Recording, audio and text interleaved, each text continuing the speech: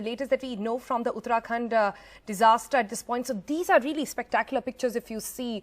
These are rescue people who have been going inside the tunnel to try and ensure that more and more people are brought out.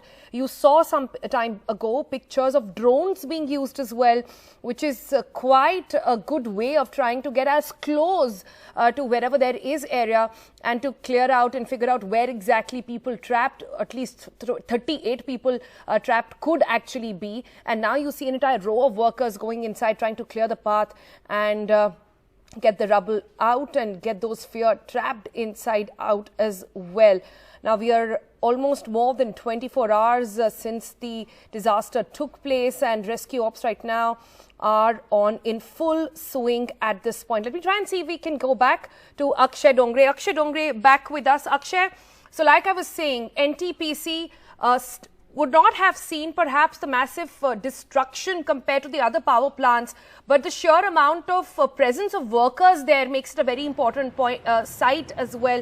What are you hearing from those carrying out these rescue operations, and what could be the status of those still trapped inside? Do they have any clues? Are they looking at specific areas, and how? Well, as far as the hydropower plants are concerned, this is the NTPC plant. This was impacted, but the most impact was at the Rishi Ganga power plant, which was relatively a smaller one. It was functional as well. The phase 1 was working. In fact, the phase 2 was going to start in a couple of months. As far as the NTPC hydropower plant is concerned, it was still under construction. 70% of work was complete. All of these tunnels were for the entire project itself. And that exactly is the reason that sheer number of people who were present here, who in fact were washed away, some are being reported to be trapped inside this particular tunnel. You can see the main gate of this particular tunnel. You can see the kind of rescue operation is being carried out. You can look at all the sludge that is here. So it's not an easy task. It's not an easy task for the ITBP or for the army to, in fact, go inside, get out all of that slush and try to rescue all of these people, because even right now, no exact word that where exactly are these people, where exactly are they located right now. No connection has been established with all the people who are trapped inside. So that is the most worrying thing. In fact, as far as the state numbers are concerned, 202 people are still missing. And you can see drones of ITDA, the Information and Technology Department of Uttarakhand government, is in fact assisting all the armed forces here, the army as well as the ITBP, in fact, in searching for maybe people who might be trapped inside anywhere around here, or looking for the signs of destruction that caused yesterday and might be needing repairment in the near future. So all of this is the scale of destruction that happened. The biggest talking point is NTPC, because this one thing is confirmed, that there are a lot of people who are trapped inside this particular tunnel. So this is an ongoing thing. The rescue operations are happening even right now, as we can see.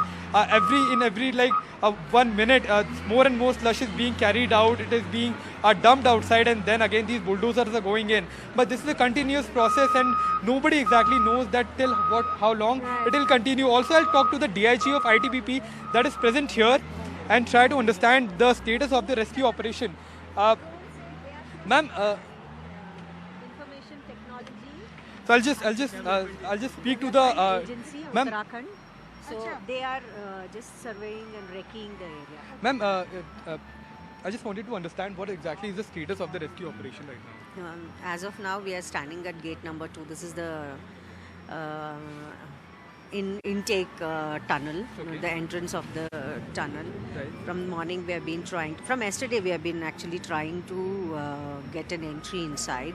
There's too much of slush, and this is gate number 2, and there's one more gate where all the slush and water, all the debris have gone inside. Ma'am, any confirmation that how many people might be trapped inside? Any estimated? From the entrance of the tunnel to 180 meters ahead, there are 2 bifurcated tunnels. Okay. So one tunnel which is small, there around 34, that is the information that we have got. Okay. 34 are stuck, and there's one more tunnel where 5 of them are stuck. So around 39 people might be trapped inside. Any idea about how deep this tunnel is? What is the length of this particular tunnel? This is around 2.5 to 3 kilometers long.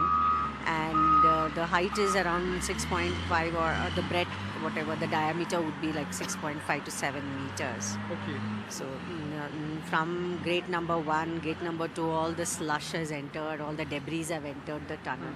So we are trying. A team of ITBP, NDRF, SDRF and Army had gone inside, but they could just traverse around 10 to 15 meters. Okay. So Any contact that has been established with the people inside? no, not yet. And any estimate that for how long will the rescue operation continue before we can in fact rescue the people who are trapped? Any estimate? As of now, I seriously cannot give you an estimate, but we are trying on the ground. We are trying very hard to open the tunnel. Right. Thank you so much, ma'am. That was the DIG of ITBP. In fact, ITBP, NDRF, SDRF, the Army, all the agencies are working together round the clock to rescue the people who are trapped inside.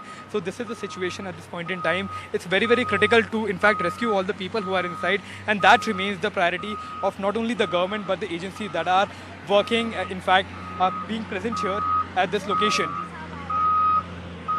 Right, Akshay, lots of important details coming out of your conversation with the official over there. If you could get an understanding of, she said it's about 2 kilometers long or so. How much have they managed to penetrate so far and how much work remains? And second, about 39 people trapped. Do we know where they're from? Are they local people or they are like, laborers who had been brought in from outside? Any details about them? Well, before that, we also have the Director General of ITBP here. We'll try to get in a word from him as well and try to understand. Sir, can I please just get in a word from you as well that what I just spoke with ma'am as well. Just wanted to understand what is the status of the rescue operation right? It is in front of you, my dear, and whatever Aparna, our DIG, Sector DIG has explained you, I think that should be the line on the stone. That is the fact, because she's on the ground. She is on the ground and she knows the brass tack how to operate it. And I'm totally with her. Right. But let me know anything which you want to know in addition to what she has said. ma'am explained sufficient about the details of it. We all are having the same view Right. about, because the matter has been discussed under the aegis of Shri R.K. Singh, our Union Power Minister, just now. So then the strategy was decided and the modalities were worked out. Okay. And we are following those. So this is going to be round-the-clock operation? Yeah, definitely, 24/7. 24/7. That's why we are here. All right. And So that's a very important word that we got from sir here, that it is going to clearly be a round-the-clock operation, because that remains very, very crucial at this point in time to continue with the operation and to rescue the men who are inside, who are trapped inside. So these are the officials who are in fact giving us a perspective of what exactly remains the ground situation, extremely critical. But the work of all of these people, all of these men in uniform to rescue these men who are in fact trapped inside.